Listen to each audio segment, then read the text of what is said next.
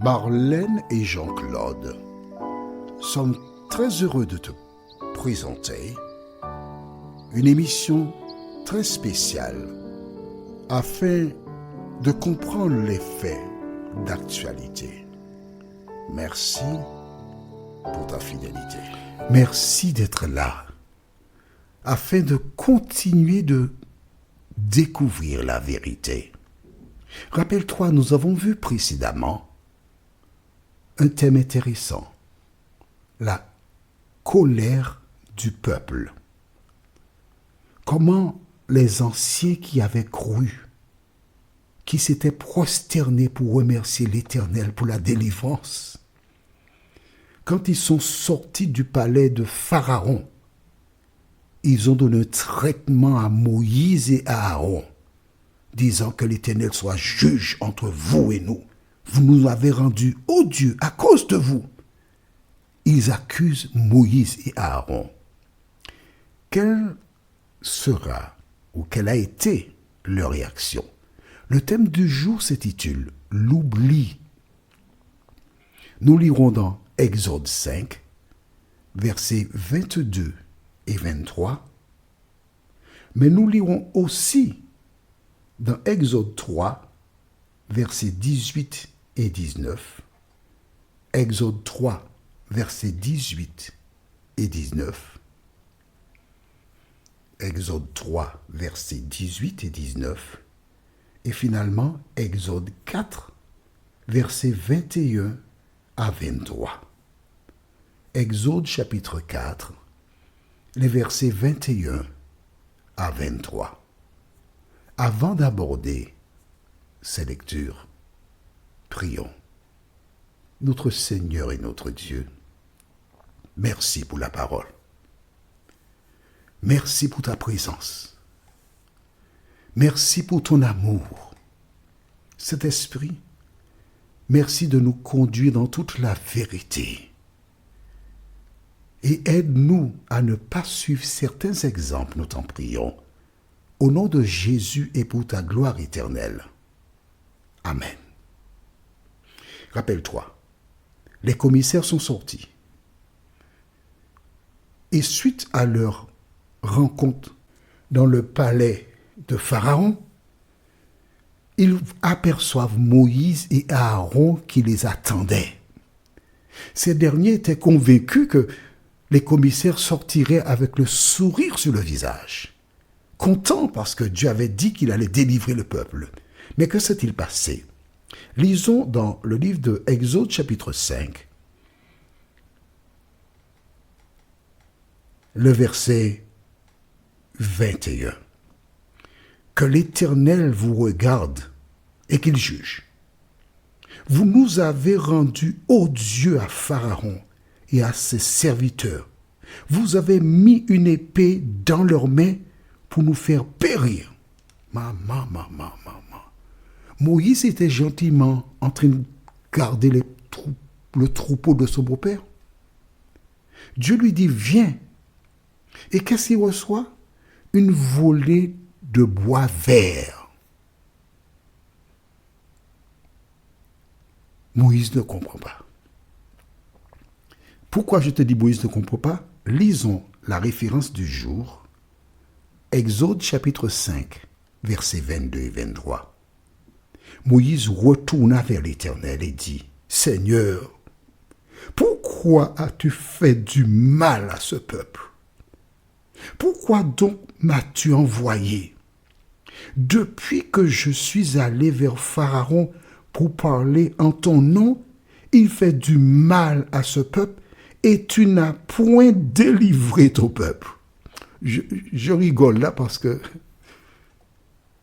en fait, l'attitude de Moïse ressemble beaucoup à celle de personnes qui se disent chrétiennes aujourd'hui. Mais déjà du temps des apôtres, puisque leur a déclaré, où est l'avènement du Seigneur? Depuis que les pères sont morts, tout demeure comme si de rien n'était. Où est la promesse de Dieu? Moïse a oublié. Qu'est-ce que Moïse a oublié? Allons dans le livre de Exode chapitre 3 et nous lisons les versets 18 et 19. Qu'est-ce que Dieu avait dit à Moïse? Ils écouteront ta voix et tu iras toi et les anciens d'Israël auprès du roi d'Égypte et vous lui direz: L'Éternel, le Dieu des Hébreux, nous est apparu. Permets-nous de faire 3 journées de marche dans le désert pour offrir des sacrifices à l'Éternel notre Dieu. Écoute bien le verset 19, ce que Dieu avait dit à Moïse. Je sais que le roi d'Égypte ne vous laissera point aller si ce n'est par une main puissante. J'étendrai ma main et je frapperai l'Égypte par toutes sortes de prodiges que je ferai au milieu d'elle. Après quoi, il vous laissera aller. D'accord? Dieu a annoncé que ce ne sera pas facile. Je ferai des prodiges et après cela, il vous laissera partir. Est-ce que Dieu avait fait un prodige? Non. En fait, ce qui s'est passé là, c'est ce que Dieu avait déjà annoncé à Moïse. Allons au chapitre 4, versets 21 à 23.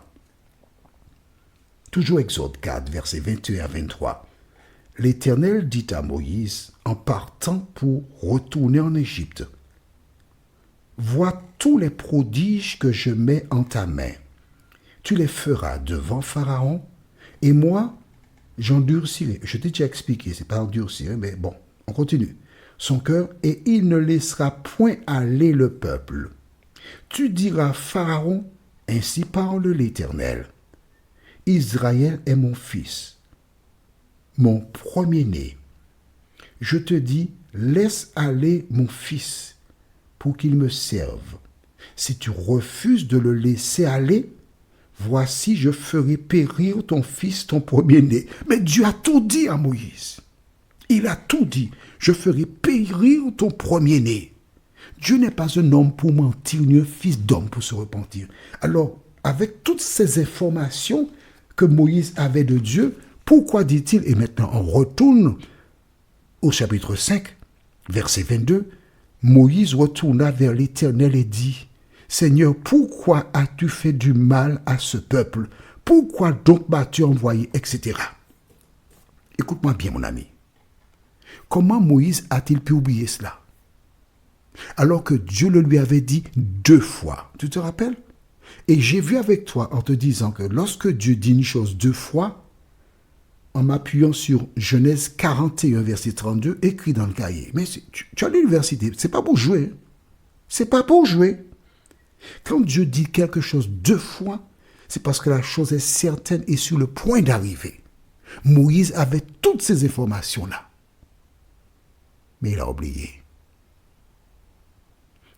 Que dégages-tu comme enseignement? Il te faut lire la Bible régulièrement, pour retenir la parole de Dieu. Tu vois, 2 fois, et Moïse a oublié ce que Dieu lui avait dit. C'est important. Tu verras comment ce Moïse qui avait oublié, tu as vu sa réaction là? Plus tard, tu verras que sa réaction n'est plus la même, parce qu'il a appris à connaître l'Éternel. Notre thème pour la prochaine étude s'intitule « Le découragement ». La référence, c'est Exode 6, versets 10 à 13. Le découragement. Exode, chapitre 6, versets 10 à 13. Prions. Notre Seigneur, notre Dieu, merci pour la parole. Merci parce que nous comprenons que l'ennemi n'abandonne pas, mais il continue. Il cherche à détruire les enfants de l'Éternel. Merci Seigneur pour l'expérience de Moïse. Nous découvrons que c'était un homme comme nous, qui au départ avait le doute, qui finalement a accepté, mais à la première épreuve, il était prêt à tout laisser tomber. Demanda à Dieu, mais pourquoi m'as-tu appelé, m'envoyé dans cette affaire-là? Il reprochait Dieu. Parfois, nous faisons comme lui, Seigneur. Mais Seigneur, il est important aussi pour nous de prendre le temps de découvrir cet aspect de la vie de Moïse, parce que cela nous encourage. Nous voyons que tu prends des personnes imparfaites et le Saint-Esprit le œuvre dans les cœurs pour les transformer. Merci Seigneur d'agir en nous, nous t'en prions. Au nom de Jésus et pour ta gloire éternelle. Amen. Que l'Éternel continue de te bénir et il me tarde de te retrouver. Nous sommes parvenus au terme de notre réflexion. Si d'aventure tu as une question, il te suffit d'envoyer un message par le biais de WhatsApp au numéro suivant, plus 596 696 88 93 93. Et alors Jean-Claude, moi, je me ferai un réel plaisir de répondre à ta question.